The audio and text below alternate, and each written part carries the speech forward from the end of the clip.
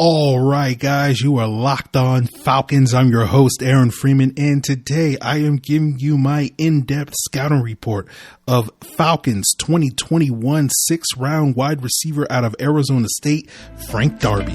You are Locked On Falcons, your daily Atlanta Falcons podcast, part of the Locked On Podcast Network, your team every day.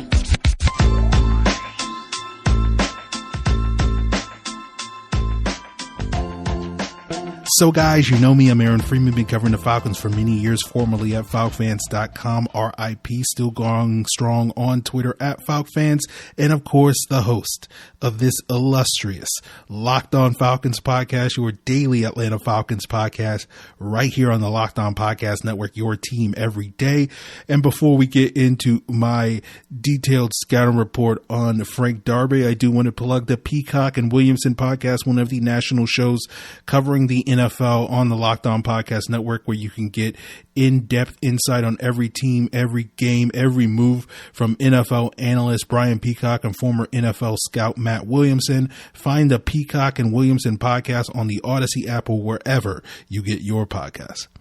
So today's episode is all about Frank Darby, looking at his strengths, his weaknesses, his potential in the NFL. And towards the end of the episode, we'll get into some player comparisons when I do my eye level, ceiling, and floor breakdowns of what I think Frank Darby is entering the NFL, what I think he has the max potential to be in the NFL. That's his ceiling, his floor being the former, and his eye level being that halfway in between part, which is a realistic projection of what his potential in the NFL will wind up being. And today's episode might go a little long. A lot of these scouting reports tend to go, well past 30 minutes, and probably today's episode will as well. And in part, that's due to it allows me the opportunity, a relatively rare opportunity, to talk about evaluating wide receivers on this podcast, because I don't get that many opportunities, because whenever the Falcons seemingly, at least over these last couple of years since I've been running this podcast solo, when they draft a wide receiver, it's a slot receiver that is a return specialist and not somebody that is actually a legit wide receiver, with the exception of Calvin Ridley. But Ridley's talent level was, jumped off the screen. So we'll have to dig a little bit deeper into Frank Darby. And with that being said, let's start off with a general overview of Frank Darby. Wasn't a super productive player at Arizona State, but specialized in the deep ball, averaging 19.7 yards per reception across his career on, I think, 67 career catches. Had a sort of a career high in 2019, playing sort of the opposite number 2 wide receiver role in that Arizona State offense, opposite Brandon Ayuk, who was the 49ers first round pick. Last year, Darby had 31 catches and 8 touchdowns in 2019. Basically, his role on the offense was to run go routes, to run the deep ball, and the quarterback would just throw it up, and hopefully Darby would be able to make the play down the field. And that was a pretty effective offense for them, given that they had that go-to receiver in Brandon Ayuk. They had a healthy running game helmed by Eno Benjamin, and they had a chain-moving wide receiver that could sort of split with Darby as that sort of number 2 guy in Kyle Williams. And this past year, with Ayuk gone, Darby was expected to take over that number 1 wide receiver role, but obviously injuries played an impact on him not necessarily being able to maximize his time on the field this year in an already shortened season due to COVID. And so we never really got to see what development and what growth Darby showed this past year.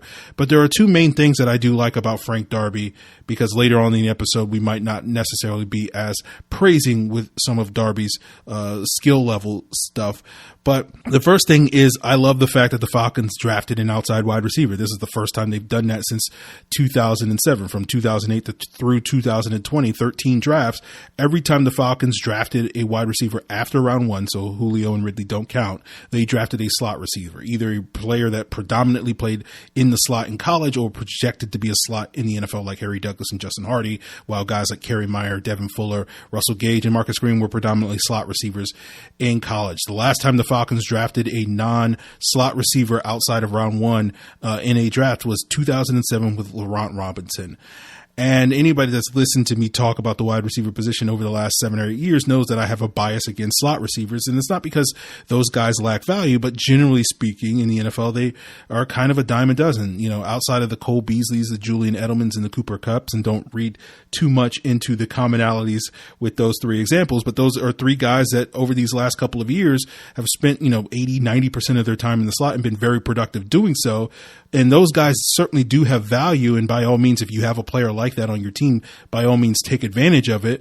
But when you go back and look at slot production using metrics like Pro Football Focus's yards per route run, generally the most productive wide receivers in the slot outside of those aforementioned three that I just named are guys like Michael Thomas, Devontae Adams, A.J. Brown in recent years, guys that are number one wide receivers that only spend maybe a quarter or a third of their time playing in the slot. And basically what smart NFL teams I think are doing nowadays, and what I've been advocating for the Falcons to do the last several years with Julio Jones, and hopefully moving forward with Calvin Ridley, and even going back to Roddy White in his twilight years, is just basically have your number one wide receiver and play him in the slot for 25 to 35% of his snaps and let him cook. And having these sort of dedicated slot receivers as the Falcons have had over the years, to me, just doesn't make a ton of sense. Like, again, you can have those guys on your roster, but you shouldn't be stacking your roster with those types of players. You should be investing your resources instead in outside receivers. So for me, it's one of those things like the Falcons selecting Frank Darby this year, despite maybe not having the highest opinion of his skill set as a wide receiver, to me is a huge step in the right direction from a just purely philosophical team building standpoint. And so from that perspective, I root for Frank Darby. The other reason why I like Frank Darby is his personality and enthusiasm. It seems to be infection, big personality. He did suffer a tragedy this past offseason with his mother dying of a heart attack this past February while he was training to the draft. And you couldn't tell that he suffered this tragedy based off his enthusiasm. That tragedy didn't dampen that enthusiasm one bit, and seemingly from all accounts has made him work even harder to live up to the standard that his mother set before him. And so when you look at Frank Darby and what he could be in Atlanta, just imagining what he could be for those various mic'd up segments that they put out on social media, or should the Falcons be on Hard Knocks in the future, certainly will be a guy that people will gravitate towards. And so all those things being said, you can't help but root for the guy, because too often, and I'm just as guilty as anyone is out there, we talk about players as these sort of commodities and assets rather than being actual human beings. And, you already find a guy in Frank Darby that's already got seemingly endless self-motivation, and the fact that tragedy only serves as extra inspiration and motivation by all accounts, that's extremely admirable. So I say all that up front because I am certainly going to be rooting for Frank Darby, because as we get further into his scouting report and talk about his strengths and weaknesses, it's not going to be as glowing an appraisal of his skill set. And with that being said, let's do the thing that I said we do too much, and talk about if Frank Darby is potentially an asset for this Falcons passing attack or not. And we'll get into that as we continue today's Locked On Falcons podcast. But before we get there, guys, I do want to plug the NBA side of Locked On Podcast Network, where you can find a daily podcast devoted to your favorite NBA team, including those pesky Atlanta Hawks. As a person very familiar with Atlanta sports, you always have this tendency to be waiting for the other shoe to drop. But, the Hawks may finally get that monkey off of the city's back and find out what Brad Rowland, the host of the Locked On Hawks podcast, has to say about that team in their bid to win the Eastern Conference Finals on the Odyssey app or wherever you get your podcasts. So BetOnline is the fastest and easiest way to bet on all your sports action. BetOnline gives you the latest news, odds, and info for all your sporting needs, including the NBA, NHL, MLB, and all your UFC and MMA action. And there's no time like the month of June to get started at BetOnline. You got the NHL and NBA playoffs. You got baseball season in full swing, and you can track all the action at BetOnline. And it's not just sports. BetOnline even covers awards, TV shows, and reality TV. You can get real-time updated odds and props on almost anything you can imagine. Just head over to the website or use your mobile device to sign up today at betonline.ag. Use the promo code LOCKEDON to receive a 50% welcome bonus with your first deposit. Again, that's promo code LOCKEDON for a 50% welcome bonus. BetOnline, your online sportsbook experts. So one of the things that defines how I see players, and now that I have roughly 20 years of evaluating prospects, starting off in 2001 when I started posting scouting reports of draft prospects at FalcFans.com, RIP, is that I've learned that the hit rate on players is pretty low. Maybe 20-25% of players that wind up getting drafted turn into bona fide quality starters in the NFL, and roughly half of the players that get drafted wash out of the league in 3 to 5 years. When you look at the hit rate of undrafted free agents, and maybe like 5 to 10% at best of those guys wind up sticking in the NFL.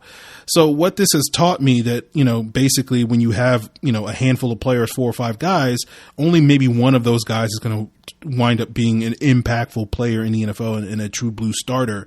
And while those other guys can contribute as role players, it's turned how I evaluate players to basically trying to figure out, okay, what's the one thing that one player has that makes him so to speak an outlier in said group. And it tends to make me a little bit harsher on my evaluations than others. But it's also led to me borrowing a philosophy from Josh Norris of Underdog Fantasy, formerly of NBC Sports, and looking at how and where a player wins. And when you look at where Frank Darby wins, it's on deep balls, going down the field. That's his sort of one standout trait, is the ability to track the ball in the air and make those sort of over the shoulder, bucket grabs. But outside of that, there's not a whole lot to love about his game. I do like his run blocking. I think he gives good effort there and does a good job getting position. I wish he was a little bit more physical at the point of attack and had a little bit more drive to finish guys. And maybe that develops down the road with better coaching. But when you look at the rest of his game, he's not awful by any means, but it's pretty average across the board. He's got average hands. Despite that ability to track the ball, he's not necessarily making contested grabs down the field. He's not really a jump ball guy. He's not really a back shoulder guy when it comes to making great adjustments there, although maybe to be fair to him, he didn't get as many opportunities to make those back shoulder grabs at Arizona State, and did, at least in limited sample size, seem to do a better job of that during Senior Bowl week. But his route running needs a lot of work and refinement. He's not a guy that gets a ton of separation, and with that inability to win contested catches in traffic, that can be problematic. The number one trait I've looked at with wide receivers over the years, over these past 20 years, is separation. It's getting open. Most people tend to focus on catching the ball, and that's why I think there's an overemphasis on, or a negative overemphasis on, drops by your average NFL fan. And I come from the church of drops are overrated, and past guest Matt Harmon of Yahoo Sports is probably the Pope in that church, but I would consider myself a bishop in that church that drops are overrated, because a quarterback's not going to throw you the ball, and you're not going to have the ability to catch the ball if you don't get open.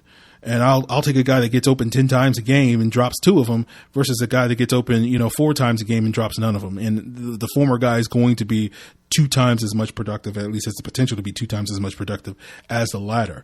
And that an inability to separate is not a big deal if you can win in contested situations. If you're a big guy that can win those jump ball situations and outmuscle guys, you look at a player like Mohamed Sanu. Mohamed Sanu was not a great separator, but his ability to use his size, his wingspan, his large hands to basically box out defenders on those crossing routes made him an effective receiver in Atlanta.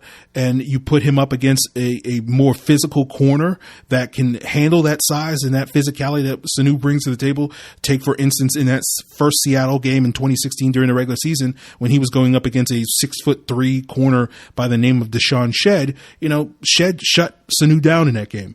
But then you go to the rematch in the postseason against Seattle, where Shedd was injured and Jeremy Lane replaced him as the primary Seahawks nickel corner, and Lane being much more of a finesse corner, and Sanu cooked him and then did so again in 2017 when he got a rematch against Lane. And so when you look at a player like Frank Darby, who isn't a great route runner, and basically Arizona ran a limited route tree, primarily go routes, hitches, quick outs, and the occasional crosser. He's a guy that isn't a great route runner, a refined route runner, and he's going to have to get significantly better as a route runner. But even if he's still not going to be a guy that's going to be great at separating, because he just doesn't necessarily have the ideal quickness, the ability to sink those hips and get in and out of his breaks quickly. And you see this when he tries to run comeback routes and he struggles to gear down. And that was very similar to a player like Sanu, who just can't gear down and get that separation. And, the point is that would be okay if Darby was like Sanu and had that ability to box out guys, but Darby doesn't really have that skill set. And then you couple that with the lack of elite speed, that even though he's this vertical threat, he runs a 4.6. So he's not a guy that's going to get a ton of vertical separation and get on top of corners and then, run away from those guys. Those guys can be able to stay in his hip pocket. You see that with, the 4.6 speed, and the average NFL corner has like 4.5 speed. And you saw this at the Senior Bowl in this one-on-ones. He was going up against Darren Hall, the Falcons' 4th round pick, and had a couple of reps where Hall, who was not a great deep ball defender in college, but was able to stay easily in Darby's hip pocket running that 4.46 and break up a pass. If you're going to be an X wide receiver, you're going to face a ton of press coverage. That's another area where Darby needs to improve. He has decent releases, but again, he doesn't necessarily have the ideal size, strength, and speed that once he makes that break, he can sort of extend that ability to get that separation on those vertical routes. So it's hard for me to see a ton of upside with Frank Darby. Right, he's not a guy that's going to catch a ton of passes away from his body. His hands, again, are average. He had some drops, had a notable drop in the Senior Bowl, and I think the reason why he drops so many passes is he has a tendency to let balls into his chest and doesn't necessarily extend the ball, doesn't really attack the ball in the air, and tends to wait on stuff. And, going back to the press coverage stuff, you look at arguably the biggest difference in quality of competition at the cornerback position from college to the pros is not only are you getting much better athletes, right? You're getting the cream of the crop athletically in terms of the corners that you'll see at the NFL level, but typically it's that press coverage ability. The quality and the frequency that teams will play press coverage in the NFL is much higher than you typically see in the college game. And, with Darby, with all these things that we're talking about, with his releases to beat press, his route running to get separation, and his ability to adjust to those back shoulder throws and make those contested catches, all of these things are going to be areas that he's going to have to improve upon. And even if he does, I still think you're probably only going to get a guy that's going to be only average, maybe slightly above average in several of those areas, which I think does put a limit on his potential in the NFL. And we're going to talk about next is sort of what that potential is when we break down his floor, his ceiling, his eye level, and using some comparable NFL wideouts that have had success or maybe not have had success with similar physicality and playing styles that Frank Darby brings to the table. And we'll get into that as we continue today's Locked On Falcons podcast. But before we get there, guys, I do want to plug the Locked On Bets podcast. Whether or not Frank Darby is a great bet to be a high-level NFL player, where you can find some great bets is from host your boy Q, as well as Lee Sterling of Paramount Sports on the Locked On Bets podcast presented by betonline.ag. Find Locked On Bets on your favorite podcast platform, including the Odyssey app. So is Frank Darby the part the Falcons need for their offense? We'll find out as we continue today's Locked On Falcons podcast. But one thing you don't have to worry about finding those right parts is for your car, because all you got to do is head over to rockauto.com. They have everything from engine parts, brake parts, tail lamps, motor oil, even new floor mats. You can get everything you need in just a few easy clicks delivered directly to your door. And the rockauto.com catalog is unique. It's easy to navigate. You can quickly see all the parts available for your vehicle. Look up from make and model, choose by brand, specification, and the price that you prefer. And those prices at rockauto.com are always reliably low. The same for professionals and do-it-yourselfers. Why spend up to twice as much for the same parts? Just go to rockauto.com right now. See all the parts available for your car or truck. Right, Locked On in the How Did You Hear About Us box so that they know we sent you. Amazing selection, reliably low prices, all the parts your car will ever need. rockauto.com. So Built Bar, which is the best tasting protein bar on the market, has 9 delicious flavors. And whether you're a fan of coconut almond like me, or you prefer mint brownie, cookies and cream, cherry barcia, double chocolate, peanut butter brownie, salted caramel, coconut or raspberry, there's something for everyone. And there's even limited time flavors too, like summer flavors like strawberry and orange, all available right now at BuiltBar.com. Built Bars taste just like a candy bar. They contain 100% real chocolate. They're soft and easy to chew. My favorite, the coconut almond, tastes just like an almond joy. If you're a fan of Hershey's chocolate, you'll love the double chocolate. And it's not just about their great taste. Built Bars are healthy too. They're low in sugar and calories, high in protein and fiber. You can use them as low-calorie meal replacements, a delicious and healthy snack, or an energy boost pre or post-workout as you work your way into that beach body. Now that summer quarantine has been lifted, use Built Bars however you want. Just head over to BuiltBar.com, use the promo code LOCKED15, and you'll get 15% off your first order. That's promo code LOCKED15 for 15% off at BuiltBar.com.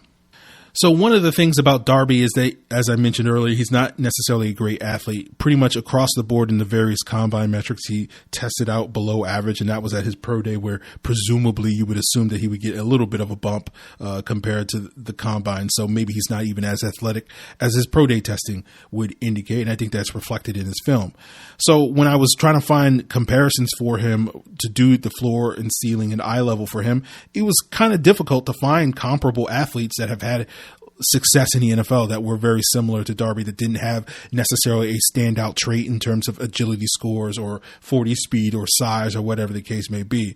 And when I did find those players that did have similar athleticism and went on to find success in the NFL, a lot of those guys had significantly better production in college.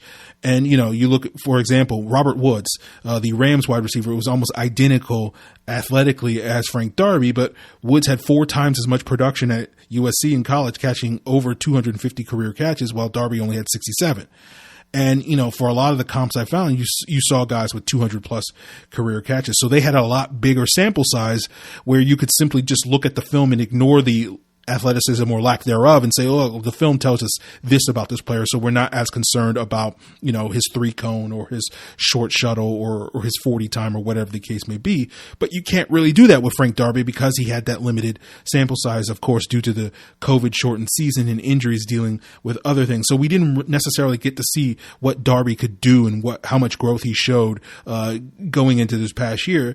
And while he did get an opportunity to compete at the Senior Bowl and certainly had some moments there, at least from what I saw of his one-on-ones and in the game, he didn't exactly blow me away as a guy that was significantly better than what his Arizona State film showed him to be.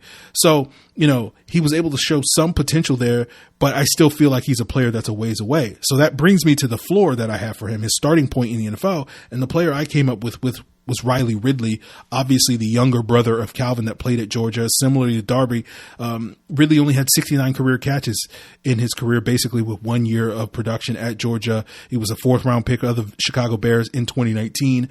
Ridley was a player that a lot of people liked, myself included in that group. And what he did at Georgia that last year made people think that he had a lot of upside and was touted for a guy for being a pretty good route runner and being able to make some contested catches, despite some of that limited athleticism, that he would be able to overcome some of the issues that other people were looking at. And those were also areas, by the way, that Robert Woods looked good at, you know, at USC as well, in addition to his production there. But since entering the NFL, you know, 2 years ago, Riley Ridley has barely seen the field in Chicago. He has 10 career catches across 2 seasons, is basically on the roster bubble entering the summer, and would not be shocked at all to see him get cut by the Bears this summer. And I could see a similar situation and scenario for Frank Darby, where he's a player that struggles to see the field his first few years because, in addition to Ridley struggles to see the field on offense, he's not really giving you value on special teams. Like, for example, with a guy like Justin Hardy, that even when he was basically buried on the Falcons depth chart, could still give you plus value on special teams. And maybe you could see a similar situation with Frank Darby there, that it's a guy that's buried on the depth chart and the team could find themselves easily replacing him within 2 or 3 years.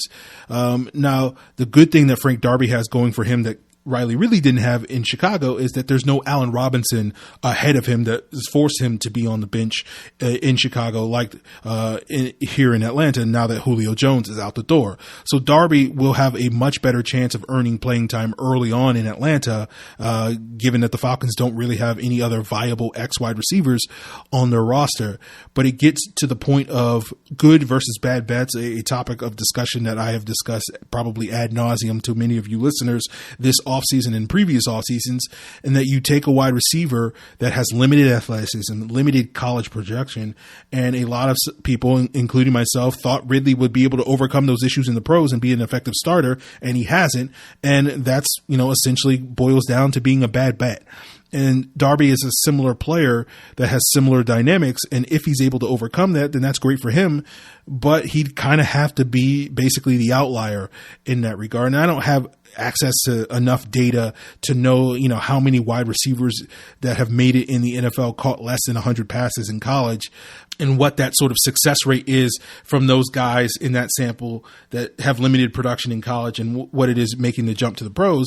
But I'm betting it's not a huge sample size, and probably the ones that do make it probably have plus athletic traits. For example, someone like a Dorial Green Beckham a few years back that people were high on because he was like this 6'6" monstrosity. And that's a guy that, despite limited college production, NFL teams are going to be a little bit more willing to bet on those guys. The Georgia Tech wide receivers, whether we're talking about Demaryius Thomas or Stephen Hill and some of these guys that have come out of that program. Darren Waller technically fits in that category of guys that have come out of those option programs, but were these, uniquely massive athletic guys that teams were willing to take a bet on. And if you're looking at Darby for the aforementioned reasons, it doesn't seem like he's going to be a great bet. So my hope is that if Darby does start out like Ridley, he'll be able to carve out a role on special teams so that he's not a complete loss in this regard, potentially as a gunner on the punt coverage team. And I certainly think he has the skill set to do that. Basically, being a gunner on punt team is like being a deep threat wide receiver where you have to beat press coverage, except instead of catching the ball at the end of the play, you got to go down and try to make a tackle. And I'm not aware if Darby did that at Arizona State, but I know he did get some reps doing that at the Senior Bowl. And in the one rep I saw in the game, he wasn't necessarily great in that role, but that's something that could be developed, especially if he doesn't necessarily have access to playing time on offense early on, and given his sort of motivation, maybe motivated to improve there on special teams. And I think he could certainly do that. So maybe Darby does hit, because, he's going to a Falcon team that's pretty thin at the wide receiver position and thus might get that playing time right away. And so my ceiling comparison for him is someone that had similar athletic traits, wasn't super productive in college, but did manage to play right away, and, also happened to be a teammate of Allen Robinson back during his Jacksonville days. And my ceiling comp for Frank Darby is Allen Hurns. Hurns was a undrafted free agent that had one big year of production at Miami, finished his career with 120 catches, but half of that came in his final year. And I understand he set the single season record at Miami, a school that has had a lot of productive wide receivers, with over 1,100 yards during that senior year. Went to Jacksonville as an undrafted free agent in 2014, immediately got opportunities inserted into the starting lineup thanks to some injuries. Two players like Allen Robinson and Marquise Lee, two wide receivers that the Jaguars did draft that same year in 2014 in round 2. And then in year 2, Hurns had a sort of breakout 1,000 yards receiver, basically being the number 2 wide receiver opposite Allen Robinson when Marquise Lee didn't step up, and wound up being a top 100 player, I believe, the following year. Now, granted, a lot of Hurns and Robinson's production that year came in garbage time, because people may remember that Blake Bortles was infamous for being the king of putting up monster production in the second halves of games when his team was down 3 scores or whatever the case may be. He did that against the Falcons late in that 2015 season in a late game where he almost led a comeback in them and was just sort of lighting things up. And Blake Bortles had like 120 passer rating when his team was down 3 scores. And a lot of Hurns's and Robinson's production, I think they were, depending on how you define garbage time, but both of those guys were in either the top 5 or top 10 in terms of garbage time production in that particular season. But Hurns was an effective deep ball receiver, despite having, only 4.55 speed. He wasn't necessarily a blazer, but could make those contested catches. Now, Hurns did deal with injuries throughout the rest of his career, and his production, particularly over the last 4 years, has dropped off considerably to what he was early in his career, and essentially become a journeyman these past couple of years with the Cowboys and Dolphins. Over the last 3 years, he opted out of last year due to COVID, and I think will probably have a tough time making the Dolphins roster this summer. But despite that fast start for Allen Hurns, he's kind of settled in as being a 4th wide receiver, not only towards the end of his time in Jacksonville, but also in Miami and Dallas these past couple of years. So I could see Darby, if he develops, becoming that. And right now, the only receivers currently on the Falcons roster that I think are clearly better than Frank Darby, are Calvin Ridley, Russell Gage, and Olamide Zaccheaus. So Darby could wind up being that 4th receiver. It would not totally shock me if he winds up earning more playing time than guys like Christian Blake or Tajee Sharp. And, I don't see Darby having the same start to his career that Alan Hearns had, but maybe you could like flip Alan Hearns' career and towards, the second half of Darby's career after 4 or 5 years, those first couple of years, he can be what Hearns was in the latter half of his career, which is a guy that can consistently give you maybe 30, 40 catches a year with the occasional big play. And then maybe 5+ years down the road can turn into a much better version of that. And that's maybe a player like a Mohamed Sanu. And what's notable when I look at the players that are athletically similar to Frank Darby, a lot of those guys, whether we're talking about Alan Hearns or Robert Woods or Willie Snead, Earl Bennett, Jacoby Myers, a lot of these guys spent a large percentage of their playing time in the NFL playing in the slot. And Sanu is a good example of that. While Sanu did test much better than Darby did, you don't watch game and see Sanu as this, elite athlete.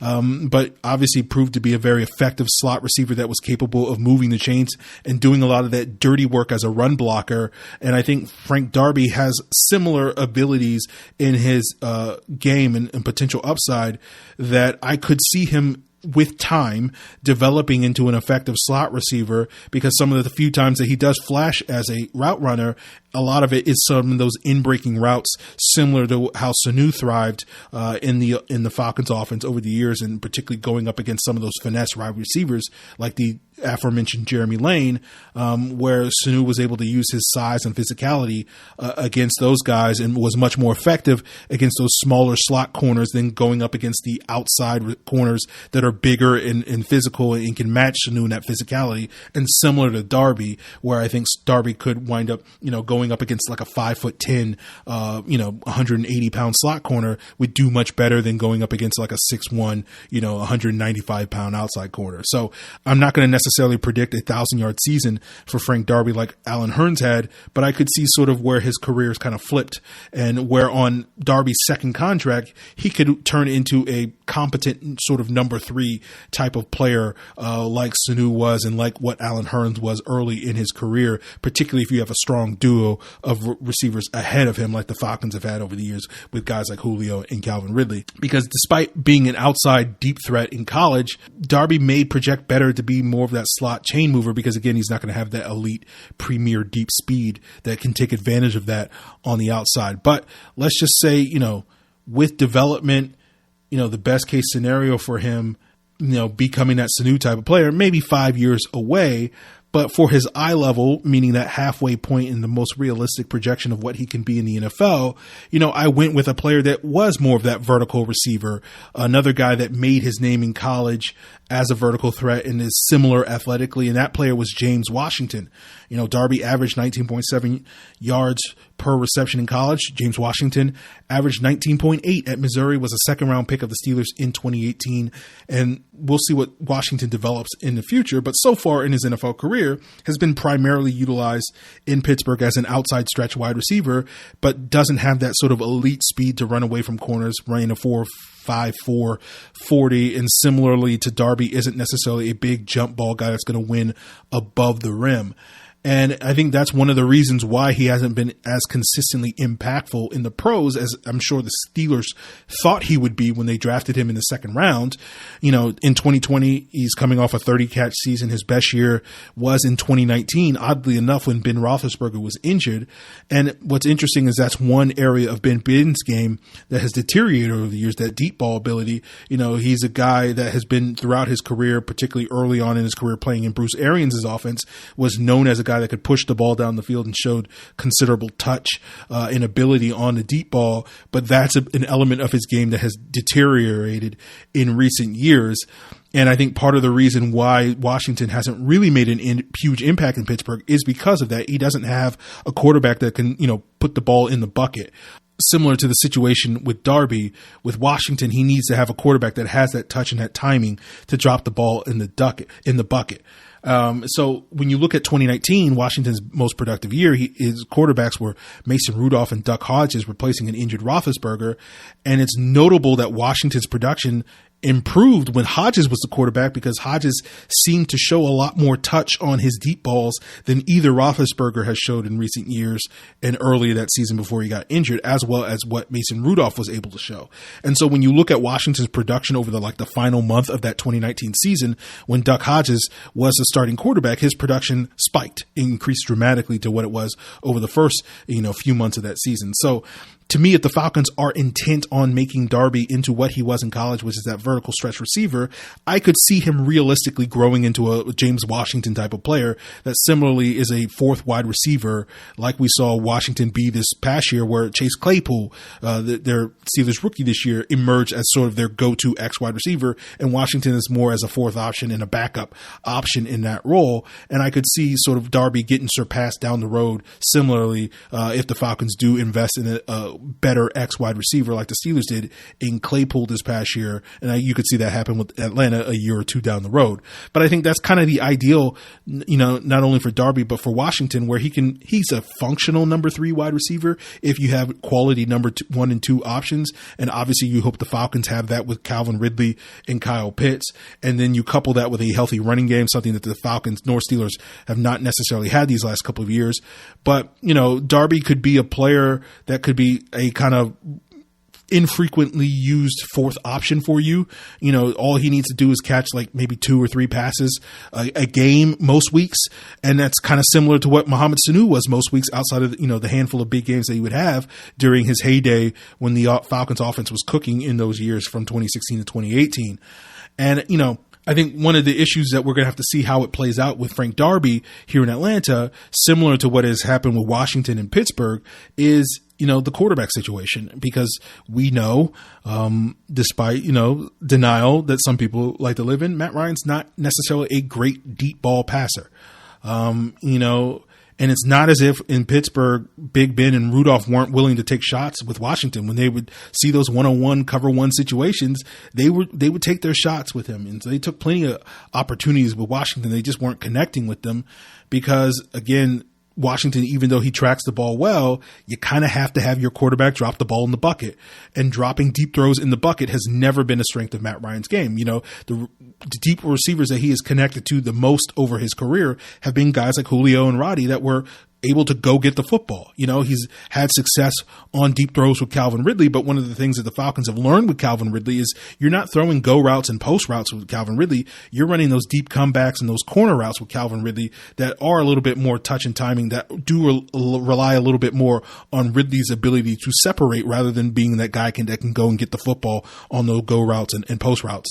And then you look at Taylor Gabriel. While Matt Ryan and him had a great connection that 2016 season, you fast forward to 2017, and Matt Ryan couldn't hit the broadside of a barn door trying to target Taylor Gabriel with those deep balls. And that's testament to sort of the inconsistency that Matt Ryan has. Sometimes he looks good, sometimes he looks bad, and it's just not consistently good with Matt Ryan. And that's kind of why James Washington is my eye level for Frank Darby. I think with the right pieces around him, with the quarterback, with other weapons that can provide the bulk of the production at the wide receiver position in the running game, James Washington is an effective asset, an effective piece of that Steelers offense that can give you some value as a vertical stretch receiver. He's a cog in the machine. But if those pieces aren't there, he's not going to necessarily be a reliable option. He's not going to be an impact player for you outside of the occasional big play every now and then, but it's not going to be something that you can consistently rely on. And I could definitely see Frank Darby growing into that type of player. I don't think he's that guy right now, but I think in time he could certainly could become that James Washington type of player. And maybe I'm selling James Washington short. Maybe over these next couple of years, he winds up, becoming a much better player than he's shown so far in his career. The same thing goes with Riley Ridley, using him as my Frank Darby floor. So those guys are still relatively young, but I think based off of what we've seen so far, I'm not expecting them to basically light it up and light things on fire moving forward. So, looking at Frank Darby, I don't know if overall, he's a great bet in that regard to sort of overcome some of these issues and be less of a Riley Ridley and be more of that James Washington type of player. But as I said at the top of the show, I'm certainly going to be rooting for him to live up to that expectation, and certainly hope that he does wind up doing that. And that will be it, guys, for this 2021 Falcons draft class as far as my scouting reports go. I'm sure many of you are like, okay, now Aaron, do the undrafted free agents, and maybe those be some guys that we will touch upon as we continue this Locked On Falcons podcast, because, we're going to start to pivot to training camp previews and going position by position and talking about, what are sort of the key camp battles, what are some of the things that we can realistically expect out of some of these various position groups heading into the summer as well as heading into the season. And that's going to be something that will be the bulk of basically the next month of content here on Locked On Falcons before training camp kicks off. And if I feel like there are undrafted free agents worthy of highlighting, I will talk about them. But in terms of breaking down this entire undrafted class, I'm not going to do a podcast devoted to that. But, that's where we'll leave it with the Falcon stuff. But I'm sure some of you, after listening to this very long-winded episode where I got to share all my various takes about the wide receiver position, are looking for, a palate cleanser that can talk about other things beyond Falcons football, but not just football, but other sports. And of course, the Locked On Podcast Network has you covered with that, with the Locked On Today podcast hosted by Peter Bukowski. It's all the sports news that you need every morning in under 20 minutes. Subscribe to the Locked On Today podcast on the Odyssey app or wherever you get your podcasts. And guys, that will do it. I hope you guys have a great weekend. If you want to send in some questions, we'll probably do a Q&A for Monday. I know some of you guys did send in some questions this week that I wasn't able to get to on earlier Q&A this week. So we'll probably do a Monday mailbag for Monday morning. And so that gives you guys an opportunity to send in your questions via Twitter to Locked On Falcons, via Facebook to Locked On Falcons, or you can send an email to lockedonfalcons@mail.com. I appreciate it, guys. Have a great weekend. Until then.